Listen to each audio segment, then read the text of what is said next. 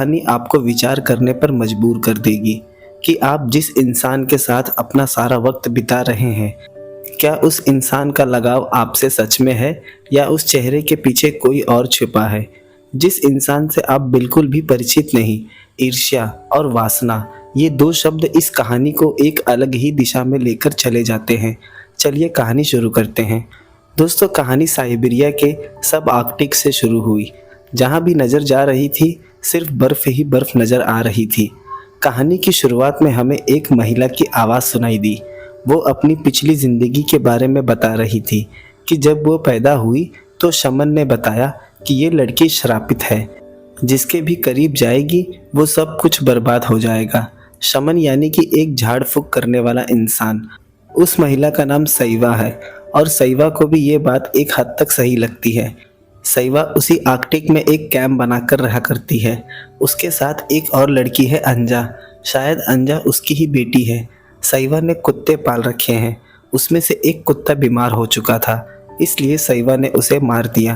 क्योंकि वो चल फिर भी नहीं सकता, इसलिए उसने उसे दर्द से मुक्त कर दिया। टेंट में सईवा उससे शिकार पर चलने की बात करने लगी। अचानक से बात करते वक्त अंजा रोने लगी। शायद से ये उसका अकेलापन था।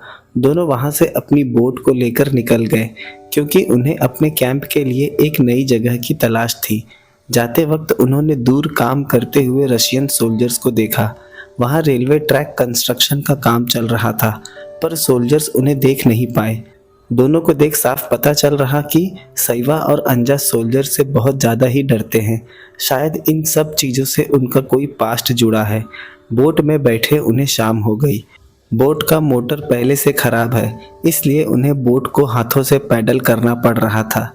दूसरे दिन दोनों सुबह एक समतल जगह पहुंच गए, जिसके सामने एक चट्टान थी और वो इलाका एक बीच की तरह था। ये जगह उनके लिए बेहतर है।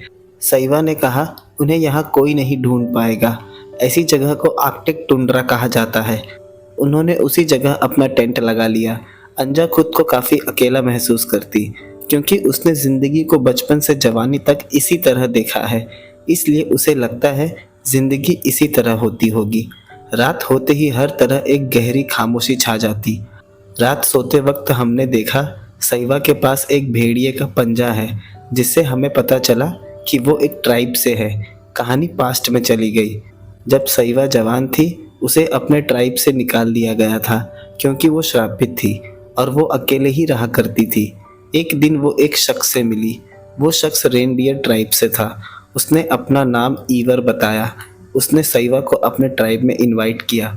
सईवा ने बिना वक्त गवाए उसे हाँ कर दिया क्योंकि वो ईवर के प्रेम में पड़ चुकी थी। उसके साथ ही उसे एक नया परिवार भी मिल गया और ये पंजा उसे ईवर ने ही गिफ्ट किया था। तभी उसे उसी शमन का चेहरा दिखाई देने लग गया जिसने उसे चेतावनी दी थी, किसी के करीब जाने से वो इंसान बर्बाद हो जाएगा। उस बुरे सपने से उसकी नींद खुल गई। कहानी प्रेजेंट में आ गई। अब सुबह हो चुकी थी। वो जब अपने कुत्तों के साथ शिकार पर थी तभी उसने दूर एक शख्स को आते हुए देखा जो कुछ सामान घसीट कर ले जा रहा था और वो शख्स वहीं गिर गया। सईवा उसके पास गई। उसने देखा उस शख्स की हालत बहुत ख़राब है। उसके जेब में चेक करने पर सईवा को एक बॉक्स मिला। वो उसे लेकर जाने लगी। तभी उस शख्स ने सईवा का पैर पकड़ लिया और उससे मदद मांगी। वो शख्स अभी भी जिंदा था। पहले तो सईवा ने सोचा उस शख्स को मार दे, पर उसने उसे मारा नहीं और अपने साथ उसे टेंट में ले आई। गर्म कपड़ों से उसे ढक दिया और गर्म पानी लेकर उसके पूरे शरीर को साफ किया और वो शख्स गहरी नींद में चला गया। उसके बाद सईवा उसका सामान चेक करने लगी। उसमें उसे एक मैप मिला और एक रेडियो और कुछ खास चीज़ नहीं थी उसमें।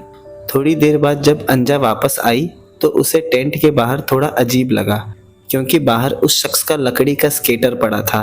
उसे लगा यहाँ कोई आया होगा। वो भीतर गई। भीतर सईवा उस शख्स के पास बैठी थी। अंजा के पूछने पर उसने बताया कि मुझे नहीं पता कि ये कौन है। अंजा के मन में कई सवाल थे पर सईवा को कुछ पता नहीं। अब उस शख्स के होश में आने पर ही कुछ पता चलेगा। अंजा ने पहले कभी किसी भी पुरुष को इतने करीब से नहीं देखा। थोड़ी देर बाद उसे होश आया। उसकी तबीयत अब भी ठीक नहीं। उसने अपना नाम लोकी बताया। अंजा ने उसे अपना नाम बताया और सईवा का भी नाम बताया। रात अंजा ने उसे सूप बना कर दिया। अंजा की नज़र लोकी से नहीं हट रही थी। वो उसके बारे में और जानना चाहती थी कि वो कौन है और कहाँ से आया है। उसने लोकी से बताया कि तुम बहुत किस्मत वाले हो जो सईवा ने तुम्हारी मदद की, क्योंकि उसने अंजा को बचपन से यही सिखाया है कि अगर आसपास कोई भी अजनबी इंसान दिखाई दे तो उसे तुरंत ख़त्म कर दो। इसलिए आज तक अंजा किसी इंसान के इतने करीब नहीं गई। सुबह दोनों शिकार पर जा रहे थे। लोकी भी उनके साथ चला गया, क्योंकि अकेले वो सारा दिन इस टेंट में बोर हो जाता। तीनों उस नाव पर सवार होकर वहां से निकल गए। जब लोकी ने दोनों को हाथों से पैडल करते देखा तो उसने मोटर को चेक किया और उसे ठीक कर दिया और बोट चलने लगी। अंजा और सईवा काफी खुश हुई। सईवा जाकर लोकी के पास बैठ गई। ना जाने क्यों वो उसके पास खींची चली जा रही थी। शायद ये उसका अकेलापन था या लोकी में वो आकर्षण था। लोकी भी उसकी भावनाओं को समझने लगा, इसलिए उसने सईवा का हाथ अपने हाथ में ले लिया। उसने बताया कि तुम भी इस मोटर को चालू कर सकती हो। सईवा और अंजा एक ट्राइब से थे, इसलिए उन्हें इस टेक्नोलॉजी का पता नहीं था, लेकिन सईवा जानती थी कि इस बोट में ये मोटर जरूर किसी काम से ही लगा होगा। लोकी ने कहा, मैं किस तरह से तुम्हारा एहसान चुकाऊं समझ नहीं आता, क्योंकि तुमने मेरी जान बचाई। सईवा ने कहा, हम इसके बारे में बाद में सोचेंगे। अंजा ने कहा, तुम हमारे लिए रेनडियर का शिकार ले आओ, हिसाब बराबर हो जाएगा। अब अंजा भी उससे काफ़ी बातें करने लगी थी। तीनों को देख लगने लगा वो तीनों काफ़ी वक्त से एक साथ हैं। वो तीनों एक बर्फीले जगह में रुककर एक सील का शिकार करने लगे, पर लोकी आज से पहले किसी शिकार पर नहीं गया। तीनों उस सील को मारकर टेंट पर ले आए। लोकी एक जगह खड़े होकर उन्हें देखने लगा, क्योंकि उसने आज तक किसी जानवर को नहीं काटा। रात उसने देखा वो दोनों मांस को कच्चा खा रहे थे। जब उन्होंने लोकी को दिया तो उसने पहले उसे पकाया और फिर खाया। अंजा और सईवा को ये थोड़ा अजीब सा लगा। उन्हें लगता है सभी कच्चा मांस ही खाते होंगे। रात वो रेडियो लेकर अंजा के पास आया। वो उसमें म्यूजिक प्ले करके उसे सुनने लगा। दोनों ने पहली बार रेडियो देखा था। अंजा काफी खुश हुई। सईवा थोड़ी दूर बैठी थी। सईवा ने एक मछली की आकृति बनाई और उसे आग के सामने ऊपर नीचे करने लगी, जिससे उस मछली की परछाई टेंट पर दिखने लगी। उसके बाद अंजा बाहर बर्फ लाने चली गई। अब टेंट में सईवा और लोकी अकेले थे। उसने लोकी से सवाल किया कि तुम यहाँ क्यों हो। उसने बताया कि कुछ वक्त पहले उसके विलेज में सोल्जर्स आए थे और सभी फिट लोगों को उठा ले गए। उन्होंने उन पर मार्किंग लगाई और उन्हें टुंड्रा लैंड्स क्लियर करने के लिए भेज दिया गया। यहाँ ठंड में कई लोगों की जान चली जाती थी, पर लोकी किसी तरह वहाँ से भाग निकला। अगर उन्होंने उसे पकड़ लिया तो उसे जान से मार देंगे। सईवा ने कहा, एक बार समुंदर का पानी फ्रीज हो जाए तो तुम यहाँ से चले जाना, क्योंकि लोकी की मौजूदगी उनके लिए मुसीबत बन सकती है, लेकिन तब तक लोकी यहाँ रह सकता है। लोकी ने उसका हाथ पकड़ा और सईवा के करीब चला गया। तभी टेंट के बाहर अंजा आ गई। उसने दोनों को साथ देखा तो भीतर चली गई। उसे देख दोनों थोड़ा अनकंफर्टेबल हो गए, पर अंजा जिस तरह से लोकी की तरफ देख रही थी, ऐसा लगने लगा कहीं न कहीं उसके मन में भी उसके लिए एक उम्मीद पैदा हो गई है। अंजा ने उसे अपने बालों में कंघी करने को कहा, जो कि अक्सर सईवा किया करती थी। सईवा ने अपनी नज़रें नीचे की थी, शायद वो ये सब देखना भी नहीं चाहती। लोकी उसकी तरफ देख मुस्कुराया और उसके बालों में कंघी करने लगा, पर सईवा को देख लगने लगा कि उसे ये सब अच्छा नहीं लग रहा है, क्योंकि वो लोकी को पसंद करती है और ये बात लोकी को भी अच्छी तरह से पता है। रात लोकी की नींद खुली। वो दोनों के पास गया। दोनों गहरी नींद में थे। उसके दिमाग में कुछ तो चल रहा था, ये सिर्फ वही जानता है। शायद वो फैसला नहीं कर पा रहा, यहाँ रुके या फिर चला जाए। सुबह वो रेनडियर का शिकार करने चला गया, क्योंकि उस दिन जब बोट में लोकी ने कहा था कि वो सईवा का एहसान कैसे चुकाए, तो अंजा ने उससे कहा था कि वो उनके लिए रेनडियर का शिकार ले आए। एक जगह उसे रेनडियर दिखाई दिया, पर जैसे ही उसने निशाना लगाया, वहाँ दो सोल्जर्स ने आकर उसे पकड़ लिया और उसे अपने साथ ले जाने लगे। दोनों जैसे ही उसे बोट में बैठाने गए, उसने चालाकी से दोनों को वहीं मार दिया। यहाँ टेंट में हम सईवा और अंजा को देखते हैं। सईवा उसे समझा रही थी कि उसे लोकी के करीब और नहीं जाना चाहिए। क्योंकि एक दिन वो चला जाएगा, उसके बाद तुम्हें बहुत तकलीफ होगी। पर अंजा ने बात साफ कर दी कि अब वो लोकी को पसंद करने लगी है। थोड़ी देर बाद वहाँ लोकी आ गया। सईवा ने कहा, मेरी गन ले जाने से पहले तुम्हें एक बार मुझे बता देना चाहिए था। लोकी ने उससे माफ़ी मांगी। सईवा ने कहा, मुझे कुछ ज़रूरी बात तुम्हें बतानी है। इतने में वहाँ अंजा आ गई। शायद सईवा उसे अपने शापित होने के बारे में बताना चाहती थी, पर बता नहीं पाई। वो उन दोनों सोल्जर के बोट से कुछ सामान ले आया था, जिसमें कैन फूड्स भी थे, जिसे देख अंजा काफ़ी खुश हुई। लोकी और अंजा की नज़दीकियाँ कहीं न कहीं सईवा को भीतर से काफ़ी चोट कर रही थी। कहानी पास्ट में चली गई। हम देखते हैं, एक दिन जब सईवा टहल कर अपने कबीले के पास पहुंची तो उसने देखा टेंट में सभी की हत्या कर दी गई है। ये देख वो काफ़ी डर गई। एक भी शख्स जिंदा नहीं था। वो बाहर आ गई। वो टेंट के पीछे गई। उसने देखा ईवर को रस्सी से बांध दिया गया है। उसे पास आता देख ईवर ने इशारों से उसे रुकने को कहा, क्योंकि वहाँ कुछ सोल्जर्स बैठे थे जिन्होंने सबकी हत्या की थी। सईवा वहीं छिप गई। उसके बाद उसमें से एक सोल्जर आया और ईवर को जान से मार दिया। ये देख सईवा रोने लगी। ईवर ने उसके सामने ही दम तोड़ दिया। उसके बाद सईवा वहाँ से भागने लगी। एक सोल्जर ने उसे पकड़ लिया। ये वही सोल्जर था जिसने ईवर को मारा था। वहाँ उसने सईवा का रेप किया। उसके बाद सईवा अपने टेंट आई। यहाँ उसने आकर ईवर की रस्सी खोली और रोने लगी। उसने देखा उसके हाथ में एक चाकू था जिससे वो अपनी रस्सी काट रहा था, पर उससे पहले ही सोल्जर ने आकर उसे मार दिया। उसे टेंट में एक बच्ची को रोने की आवाज़ आई, जो कि लड़की थी। ये लड़की कोई और नहीं, अंजा है। यहाँ हमें पता चला सईवा उसकी माँ नहीं है। सोल्जर वहीं था। उसने कहा, इतनी अच्छी प्राकृतिक संपदा वाली धरती पर तुम जैसे लोगों को रहने का कोई हक नहीं, और एक बार हम तुम जैसे लोगों को ख़त्म कर दें, उसके बाद इस धरती का सारा कोयला हमारा होगा। यहाँ हमें पता चला कि ये सभी हत्याएं नेचुरल रिसोर्सेज की लूट को लेकर की गई है। उसने कहा, हम खो गए हैं, हमें मेनलैंड ले चलो, वरना मैं इस बच्ची को मार दूंगा। अगले दृश्य में हम देखते हैं, जब सईवा उन्हें ग्लेशियर क्रॉस करवा रही थी तो उसने रस्सी काट दी और उन चारों को क्रीवस में ढकेल दिया, जो कि बर्फ की दरार थी, और सारे मारे गए। कहानी प्रेजेंट में आ गई। सारी बातें सोच उसकी आंखें नम हो गई। हम देखते हैं वक्त बीतने लगा। सईवा कुछ दिनों के लिए बाहर चली गई थी। जब वो टेंट लौटकर आई तो अंजा उसे देख काफ़ी खुश हुई।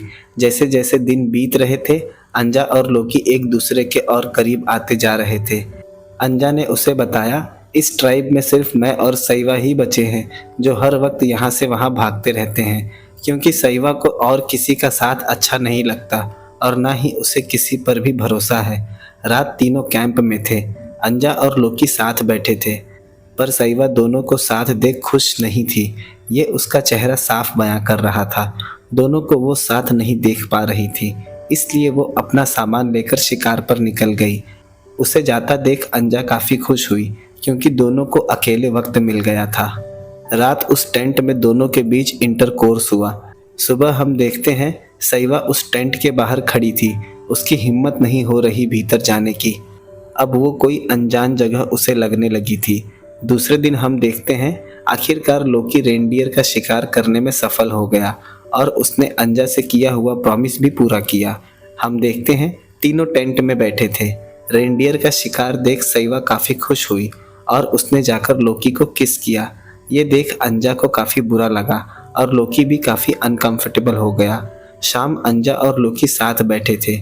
लोकी ने कहा कि तुम्हें सईवा को सब बता देना चाहिए। दूसरे दिन जब सईवा और अंजा बाहर थे तो उसने सईवा को बताया कि मैं प्रेग्नेंट हूँ। अंजा ने यह भी बताया कि हम दोनों ने मिलकर बच्चे की प्लानिंग कर ली है, इसलिए हम इस जगह को छोड़कर जा रहे हैं, क्योंकि अंजा को एक परिवार चाहिए और साथ ही वो दुनिया भी देखना चाहती है। सईवा ने उसे समझाया कि तुम लोकी के बारे में कुछ नहीं जानती, तो इतना बड़ा फैसला मत लो, पर लोकी ने अंजा को अपने बारे में सब पहले ही बता दिया है। अंजा ने उसे गले लगाया, पर सईवा को देख साफ पता चल रहा था कि अंजा के इस फैसले से उसे काफ़ी चोट पहुंची है। सईवा रोने लगी, क्योंकि उसने भी लोकी से प्यार किया था, पर लोकी ने अंजा को चुना क्योंकि अंजा जवान है और खूबसूरत भी। अंजा तो इस दलदल से निकल जाएगी और पीछे छूट जाएगी, सिर्फ सईवा अपने इस बंजर रेगिस्तान के साथ। रात हमने देखा सईवा टेंट में है। उनके मुंह से निकलती आवाज उसके कानों में मानो तीर की तरह चुभ रही हो, इसलिए वो उठकर बाहर बैठ गई। दूसरे दिन लोकी ने कहा, जब कल बर्फ जम जाएगी तो हम यहाँ से निकल जाएंगे। उसके बाद वो शिकार पर चला गया। यहाँ बस सईवा और अंजा ही थे।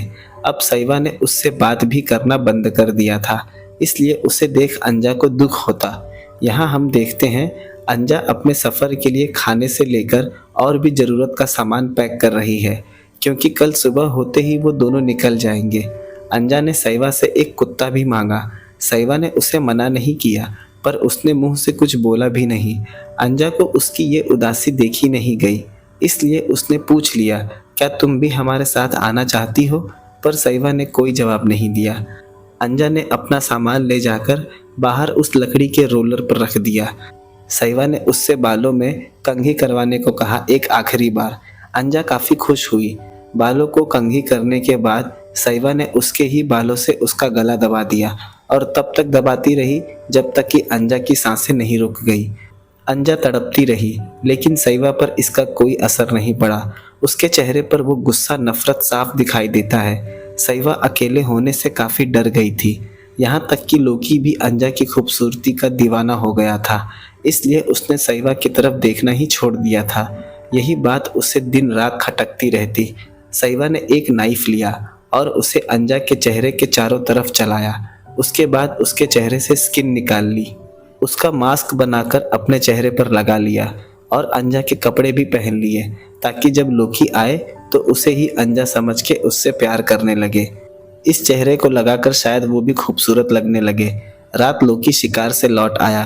उसे लगा अंजा ही टेंट में लेटी है और उसने उसे अंजा समझ के उसके साथ इंटरकोर्स किया, पर सईवा ने इस बात का पूरा ध्यान रखा कि उसका मास्क निकल न जाए।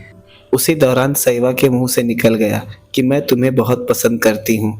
आवाज़ पहचान कर उसने सईवा के चेहरे की तरफ देखा। उस पर अंजा के चेहरे की खाल देख वो काफ़ी डर गया और चिल्लाकर बाहर भाग गया और बिना कपड़ों के ही उस बर्फीले रेगिस्तान में भागने लगा। यहाँ सईवा रोते हुए अपने उस मास्क को नोचने लगी। उसे यकीन हो गया कि वो सच में श्रापित है। कहानी इसी दृश्य के साथ ख़त्म हो गई। दोस्तों, अगर कहानी पसंद आई